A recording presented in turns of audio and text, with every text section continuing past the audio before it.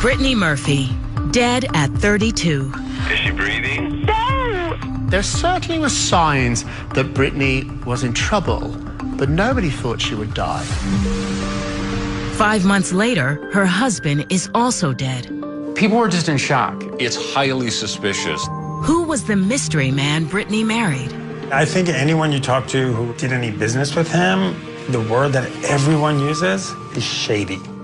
That's the word. It's just shady. I think if Britney had not gotten involved with Simon, she would be around today. These are pictures I took of Britney. And why did he allow cameras into their home just 3 months after she died? He looked disheveled. He was sweaty. He looked sort of out of it. In the wake of the 2 deaths, a firestorm of speculation. Everyone automatically just said drug overdose. We heard about toxic mold. We heard about prescription drugs. Could it have been mold in the house? Could she have been poisoned? It was a definite murder situation. Tonight, a look at the life and death of Britney Murphy and the inside story from friends and colleagues who knew the couple. He kept telling me he wanted to kill himself after she died. At one time, Britney Murphy had it all. Ashton and Britney were a tabloid couple made in heaven. So how did this Hollywood fairy tale turn into a nightmare? Britney Murphy's legacy, unfortunately, is not going to be her star power. It's always going to be her tragic, untimely death.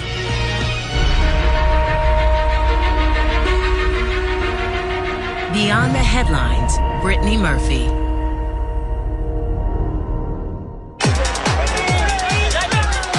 Britney Murphy, a one-time rising star in Hollywood.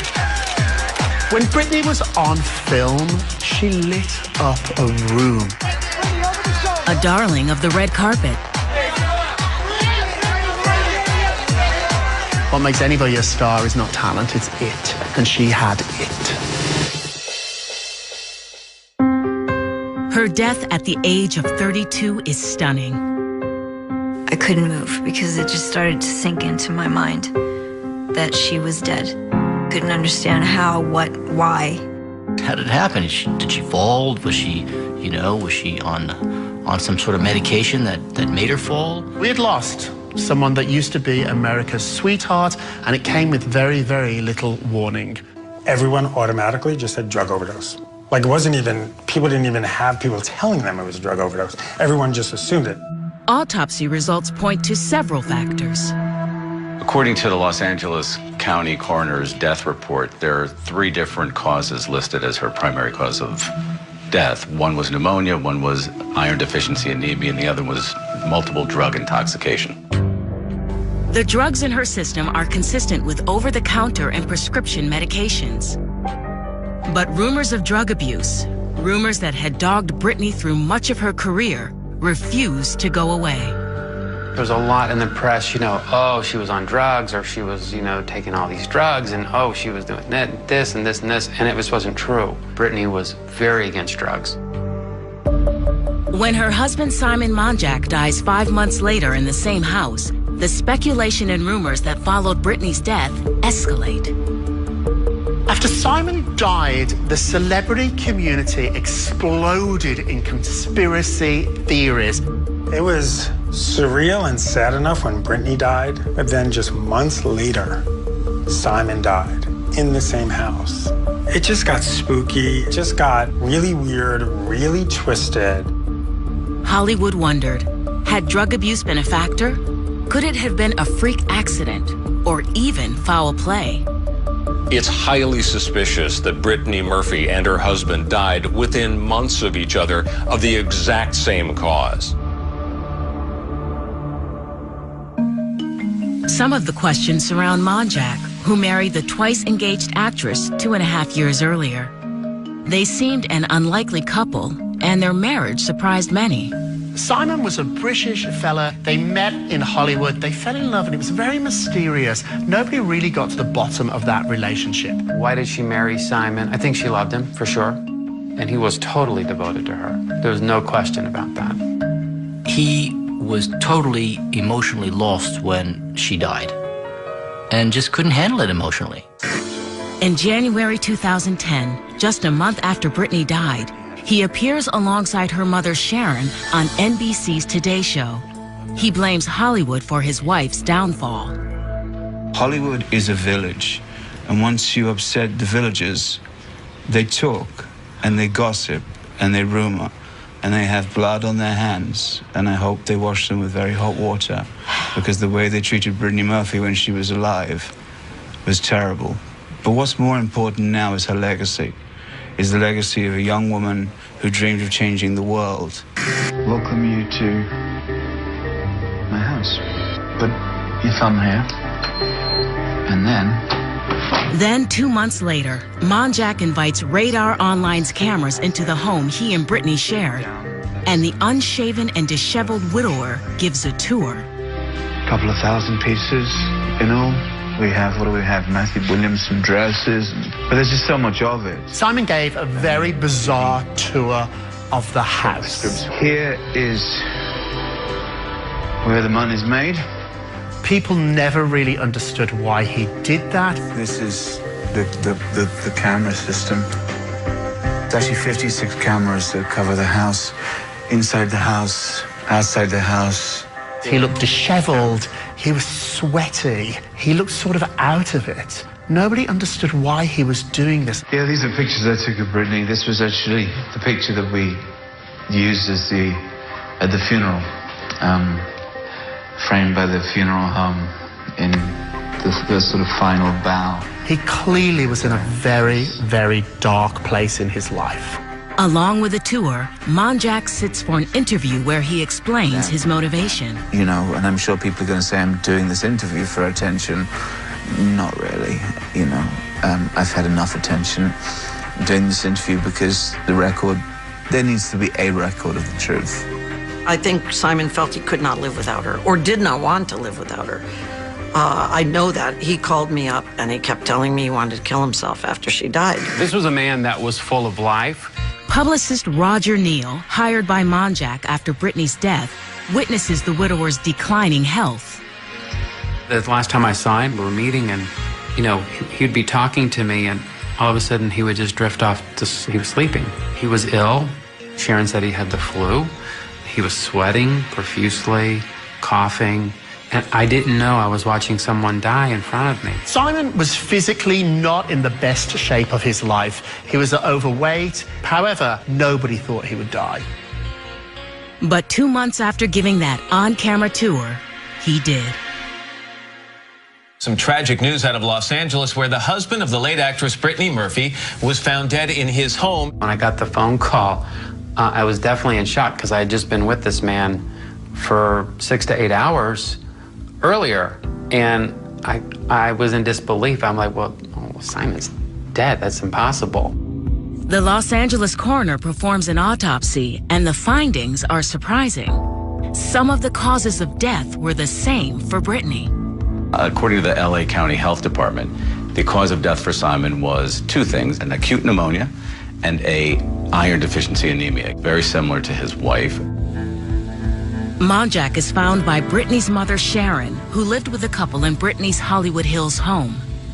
It's hard to comprehend losing a daughter and a son-in-law so quickly, so fast, so unexpectedly. So she's obviously devastated. She loved him like a son. He loved her like a mother. She's distraught, but she's strong at the same time.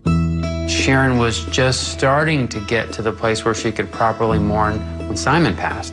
She was reliving her nightmare all over again. She just said to me, I feel like the Band-Aid's just been ripped off and I'm not even healed yet. She goes, I can't take it. She was just beside herself. I know her mother is probably still struggling. She has to be. This was just a tragedy on top of another tragedy. If my child died like that, I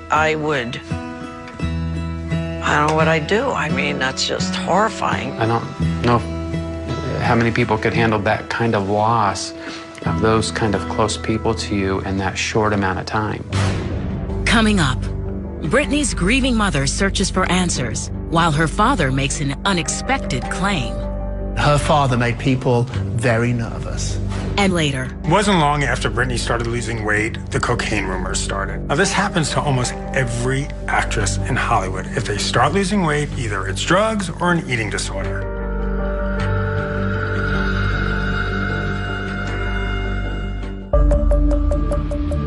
The sudden death of actress Britney Murphy, followed by that of her husband 5 months later, stuns the entertainment community. But no one is more devastated than Britney's mother, Sharon Murphy. I felt very sorry for Sharon. When I think of her, I think of somebody who's sad. Over a year that I dealt with her, she was just sad. Reeling from the double loss, Sharon once again contends with speculation that Britney and Monjack abused drugs. We want to ask that the media be as respectful as possible. She needs her privacy at this time. In July 2010, after the coroner releases the report about Monjack's death, Sharon issues a statement saying, "Just like my daughter Britney, there was no kind of drug overdose." The single mother had nurtured her only child's dreams, even moving them to California so Britney could pursue acting. By all accounts, the two, who lived together up until the actress's death, were inseparable. You couldn't get a closer mother-daughter relationship. Her mother was there by her side every day on set. They were connected. I mean, there was no doubt about that. Britney and Sharon were a pair, all the way to the end. Sharon was reportedly also extremely close to her son-in-law. Sharon thought of him like a son. All they had was each other. So, you know, you learn to lean on the person who's the man of the house, and he became the man of the house. Initially, Sharon Murphy dismisses any connection between the deaths of Britney and Monjack. When rumors emerge alleging toxic mold killed the actress, Sharon calls them baseless. But she later files a lawsuit that suggests she has changed her mind. Sometimes people who are overcome with emotion and grief express that in the legal system. An earlier claim brought against the builders of the Hollywood Hills home for construction defects was filed before Britney died and was ultimately settled. But 2 years after Britney's death, Sharon sues the attorneys who had advised her to settle, because by settling, she lost the ability to ever sue the construction firm for wrongful death. The entertainment media jumps on the story and reports the new lawsuit means that Sharon now believes in the toxic mold theory. She ended up suing her lawyers, claiming they weren't honest and upfront with her about the nature of the action against the home builders. That lawsuit is ultimately settled and the terms are not disclosed. Meanwhile, a figure from Britney's past emerges, Angelo Bertolotti. He says that he is Britney Murphy's biological father, and he sued to establish that fact. He wanted to establish his paternity so he could have a more legitimate role in exploring her death. Sharon and Bertolotti divorced when Britney was only 2. It was really just Sharon and Britney. I mean, the dad really wasn't around. Sharon was a single mom. I had never heard about a father. He did interviews, he did press conferences, he demanded to find out the truth, all at the same time, only bringing more attention to himself. In January 2012, a little more than 2 years after his daughter's death, Bertolotti, dissatisfied with the coroner's explanation, sues to obtain Britney's hair and tissue samples. Ultimately, he did get these samples that he sent to a laboratory that came back with some very shocking results. Almost a year later, in November 2013, Bertolotti reveals that an independent laboratory found what it called high levels of 10 different heavy metals. He claims the results showed that lots of foreign toxins were found in her body, including some toxins that are often linked to those in rat poison. Bertolotti goes public with his findings and makes a bold claim on Good Morning America. I have a feeling that there was a definite murder situation here. Yeah, it's poison, yes, I know that. He intimated she was poisoned on purpose. Her father made people very nervous. The actions after Britney Murphy's death are truly surreal. He's trying to inject himself into the controversy, establish that he was the father, trying to get a hair sample from her, his theory being somebody killed her with heavy metal elements. Several forensic scientists counter that the substances likely stem from hair dye. The Los Angeles coroner declines to reopen her case. The coroner put a statement out saying that they stand by their findings. Britney's mother also disagrees with Bertolotti. In a letter to The Hollywood Reporter, she writes in part, Angelo has shown he only wants to trade on Britney's life, career, and good reputation, even at the cost of putting a cloud over her memory. After not being part of her life for all those years, to suddenly become this concerned, people had suspicions. Can I answer why they're both not here? No, I can't answer that. Do I think somebody killed them? Personally, I don't think anybody killed them. Coming up, the role that made her famous and the lengths she took to remain in the spotlight.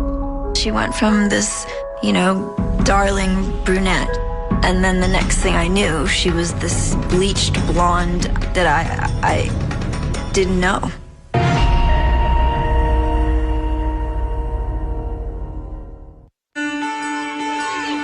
Far from the bright lights of Hollywood, Britney Murphy grows up more than 2,500 miles away in Edison, New Jersey, where she lives with her mother, Sharon. They were a middle-class family, hardworking people, very nice. Sharon worked very hard to support Britney. She was the chief cook and bottle washer with Britney, really. From an early age, Britney pursues her dreams. Britney came to the studio with her mother, Sharon, when she was between 3 and 4. She was the most delightful child. She was a bubbly little girl with curls and happy and wide-eyed about the dancing school. She was loved by all her classmates. Britney was friendly and happy and loving. There was no show-off child. Britney studies singing, acting, and dancing at the studio then owned by Vern Fowler Kreisel. Her mother knew she was a very talented child. Her mother knew that right away. I know she did. She never missed a line. She never missed a word. She knew everything. She was in character at every moment. But I didn't know at that point whether she would dance, whether she would sing or act. She could do all three and do them well. While still in school, the ambitious teen lands several national commercials, including this Twix spot. Her mother found some agents in New York. That's how she got started with commercials. Going into the city with her mother, and they grabbed her like crazy. She was busy all the time. Britney reflects on those early years with the Today Show's Matt Lauer. What are the pros and cons about starting acting at such a young age, 12 and a half for you? What's the good part? What's the bad part? I never saw any cons because I always wanted to entertain. It wasn't specifically, I didn't know I would be a part of this medium. And I feel really blessed in, the route that life has taken me so far. But I loved entertaining people, and the fact that then I was able to do it. I'd been asking, my mom, we lived in New Jersey, to bring me into Manhattan when I found out that there was a place to go where you could be on TV, since I was 7. I never heard Britney say, I want to be a star, or I want to be a movie star, but I really think she did. Seeking bigger opportunities, Britney persuades her mother, Sharon, to move to California. Quickly, Britney's spunky charm brings small roles on TV sitcoms. When Britney first started getting roles in Hollywood, it was a lot of TV work. She did a show called Drexel's Class. She did Sister to Sister. She did Party of Five. A lot of, one-offs. But Britney gets her big break when she auditions for an upcoming teen comedy. She is cast alongside another relatively unknown actress, Alicia Silverstone, in the movie that would be Clueless. Britney's breakout role was definitely Clueless. It's about teenagers overcoming insecurities. And, Britney plays Ty, a girl from New Jersey who moves to Beverly Hills and is adopted by alpha girls played by Silverstone and Stacey Dash. See, my mission is clear. Would you look at that girl? She is so adorably clueless. We were popular girls. We had opinions. We helped Britney Murphy's character, Ty, because she was the new girl at school and she was lost. So we did a makeover. Britney on set was very funny, lighthearted. She was just, full of energy. Sometimes you had to say, okay, could you just calm down a minute, just relax. The movie is a critical and financial hit. Britney's reviews are strong, but it is Silverstone who is the breakout star. I mean, this was a movie that was so huge. Everyone was talking about it. It made globs of money. It instantly established her as a gifted comedienne. She was light, she was funny, she had the ability to be self-mocking, but she also projected a vivid sense of being troubled in a light and funny way. That troubled quality is apparent in her next big role in Girl Interrupted. She plays a patient in a psychiatric hospital opposite on-screen heavyweights Winona Ryder and Angelina Jolie.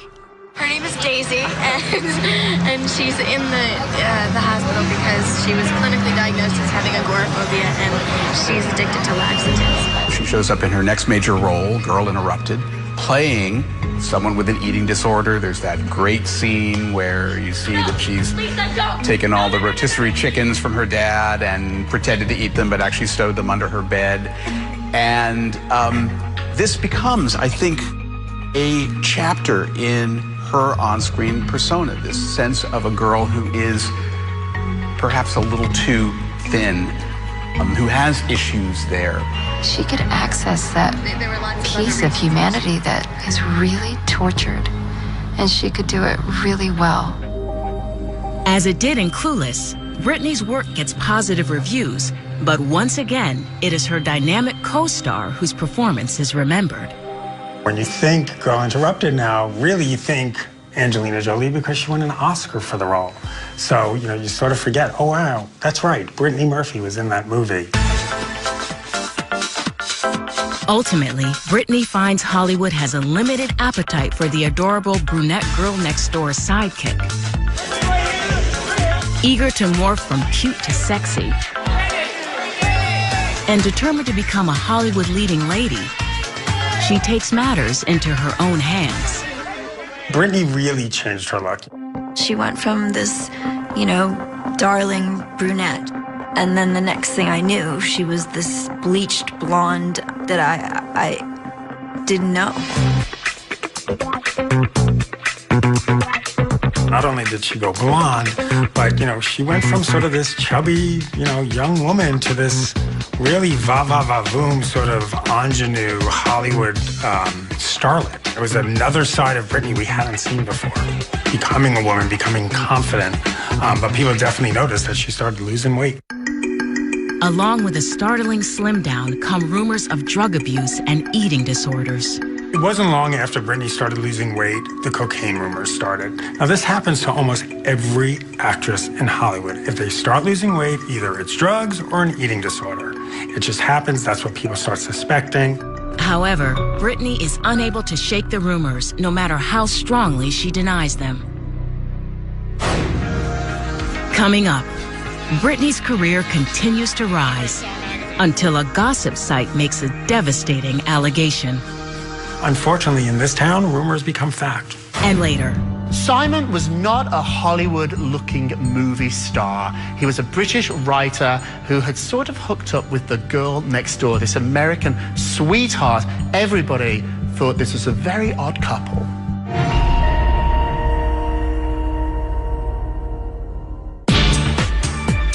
Britney Murphy arrives in Hollywood with dreams of stardom. Her breakout role in Clueless puts her career on the fast track. Now, determined to move beyond the cute ingenue to sexy leading lady, she dyes her hair, changes her wardrobe, and pursues bigger roles. Her next part in the 2002 hit 8 Mile cements her reputation as a dramatic actress.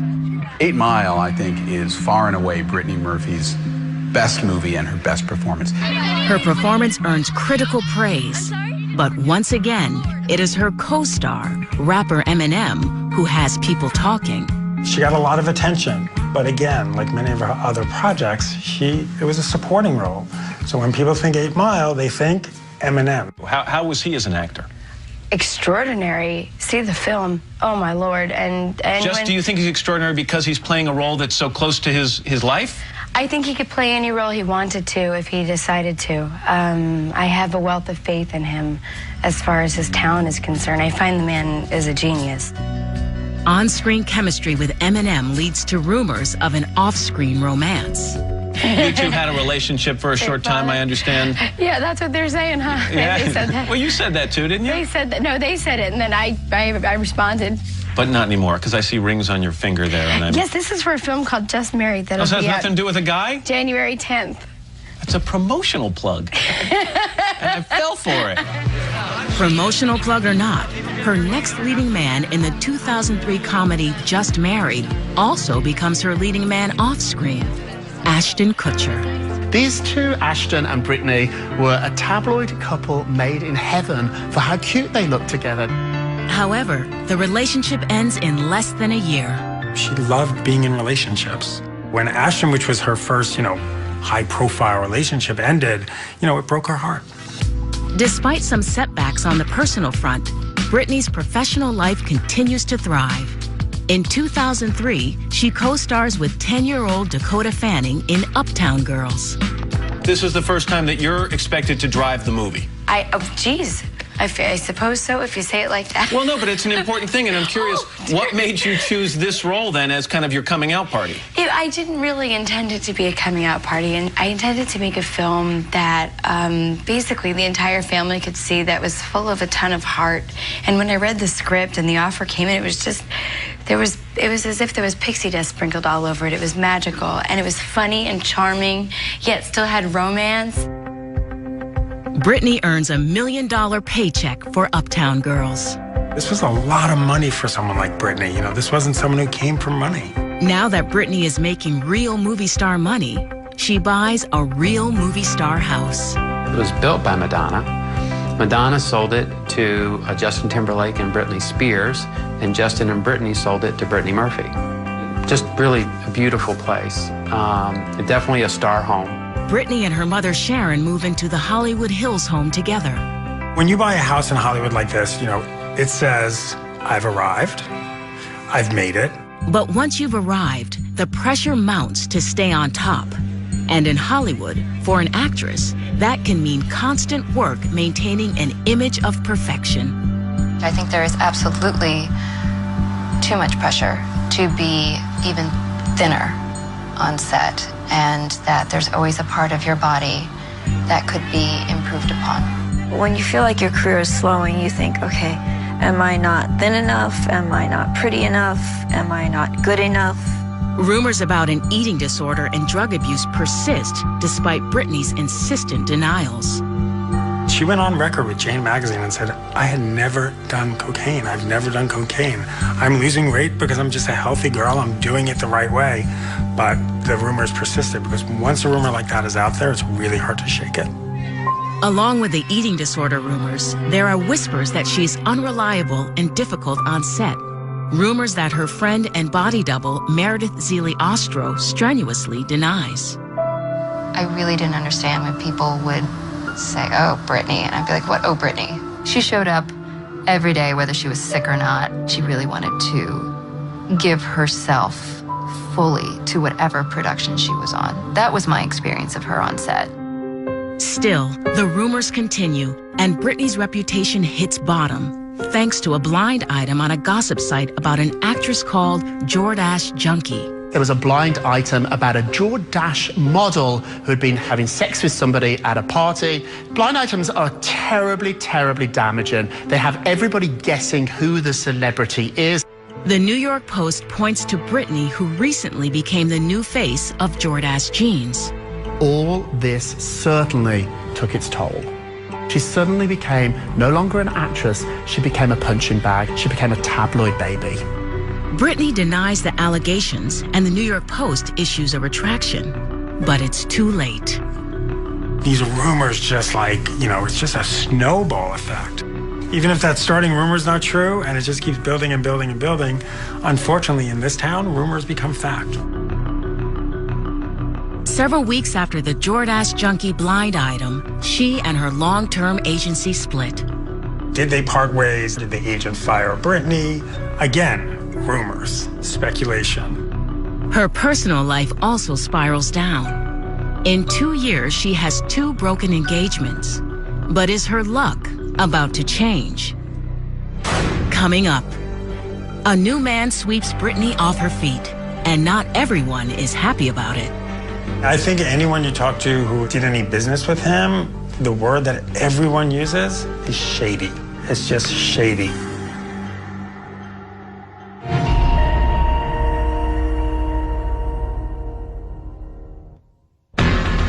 By 2007, Britney's career is crippled by rumors and gossip.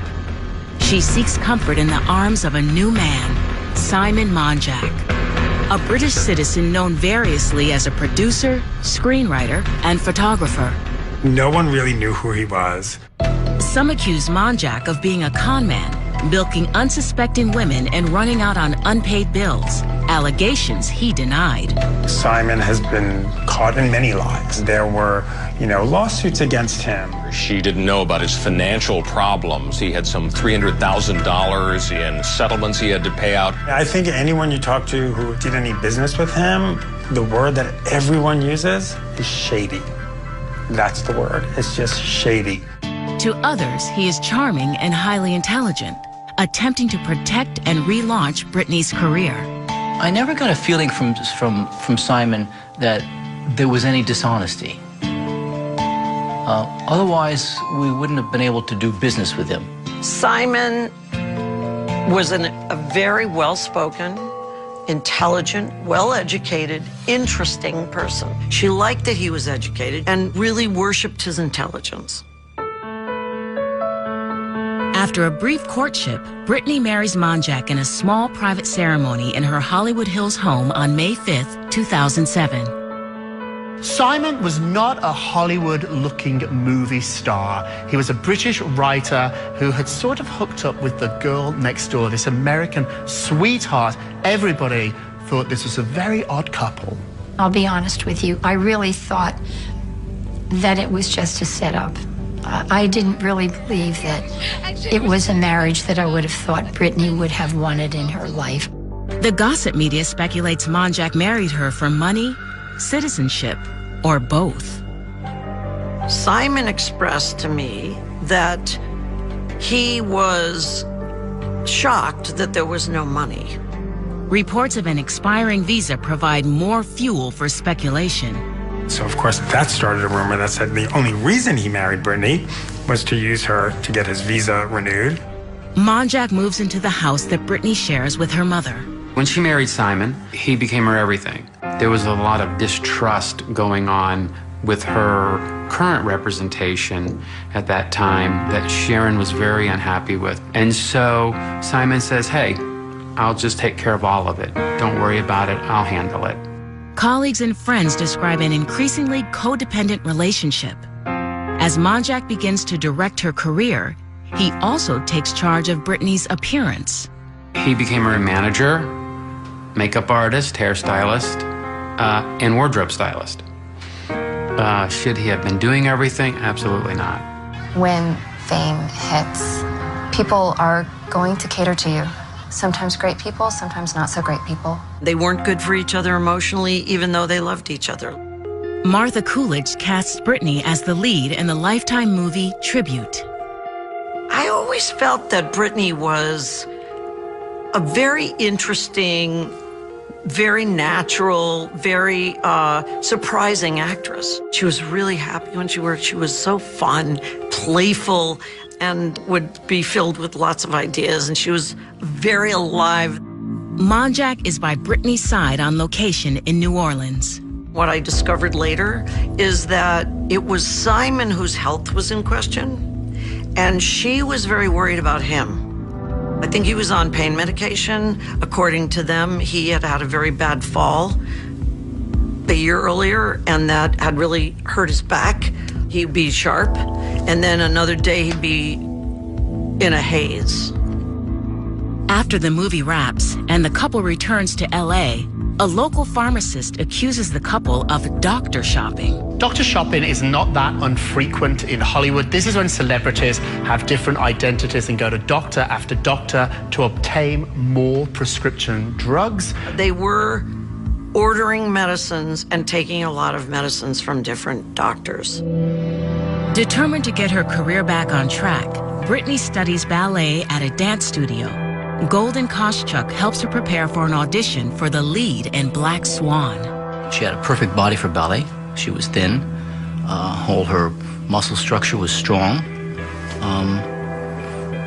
Maybe a little bit too thin, you know, and that's something we talked about with her. Ultimately, Britney doesn't win the role in Black Swan, a film that would earn Natalie Portman an Oscar. Britney's career just sort of took a nosedive. She wasn't doing movies like Girl Interrupted. She wasn't doing movies like 8 Mile. In early November 2009, 2.5 years into her marriage, Britney, her mother, and Monjack fly to Puerto Rico, where she is to star in a low-budget thriller. Those last couple of films, they did it for the money. Sharon told me the conditions were horrible. The toilets didn't work, and the running water was no running water, and inside of the dressing trailer was wet. Simon was sort of handling everything by that time. He's not a manager. After one day on set, the actress and the production part company. There were rumors that it was because Britney was too difficult to work with, but, you know, then Britney's side said, no, that's not true. The working conditions were awful. No one really knows the truth, whether she was fired or she walked. Back at home in Los Angeles, chronic anemia and a weakened immune system leave Britney racked with a serious respiratory infection. Yet she is reluctant to see a doctor. It's possible that anybody, including Britney, would have thought that going to a doctor is a bad sign or a stigma because you don't want it to get out. If it gets out, is there something wrong with me then? Coming up, a distraught mother makes an anguished 911 call. Is she breathing? No! Okay, so somebody's doing mouth to mouth? Yes!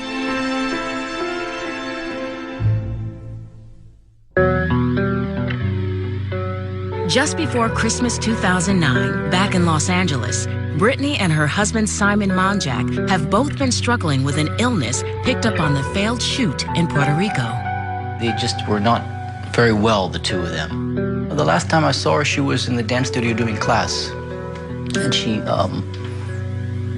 was actually quite depressed. And we had to stop classes and rehearsals for what we were working on to calm her down.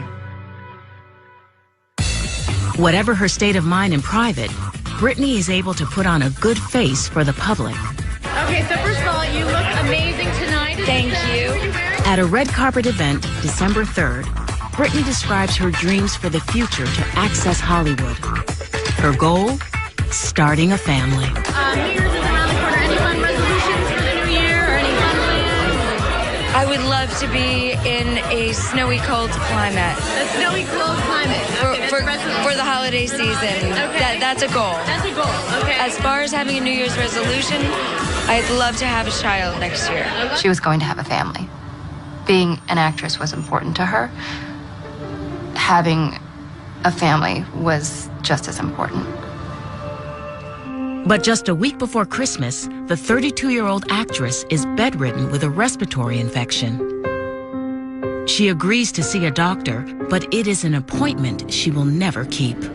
On the morning of December 20th, Britney was found by her mother in her bathroom. An anguished Sharon Murphy calls 911. My son is passed out. We're doing mouth to mouth. Please get here quick, okay, please. okay. No, All right, is she awake? Please, no. Is she breathing? No. Okay, so somebody's doing mouth to mouth? Yes. Okay. But Britney cannot be revived. They saw them come round the corner of the house with her on a gurney, and there was one fireman trying to resuscitate her. Actress Britney Murphy died today, apparently of cardiac arrest after being found unconscious. When I heard Britney had died, the wind left my chest. I think everyone was just heartbroken. She had the best spirit, and she was like a bright light. Less than 3 weeks earlier, she had spoken about spending the holidays in a snowy place. Instead, on Christmas Eve, she is lowered into the ground. According to Sharon, the funeral was beautiful. She said she looked, you know, like an angel lying there.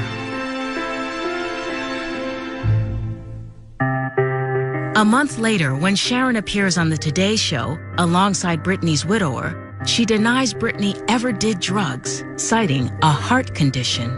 She was diagnosed with a heart murmur when she was a young teenager, and she was terrified of anything happening to her. She never did any drugs, ever. The bottom line is if she'd done cocaine, she'd be dead in a second. Then, 5 months after Britney dies, Monjack is also dead. Years later, people still speculate about what happened. We heard about toxic mold, we heard about prescription drugs, we heard about toxins. This is a mystery that has never quite been solved. What happened to Britney? Why all of a sudden did her life just go down? Was she consumed by the Hollywood machine? She was a person of great imagination and of great sensitivity, but she got wrapped up in a life that wasn't good for her. Was the pressure to succeed too much for her to bear?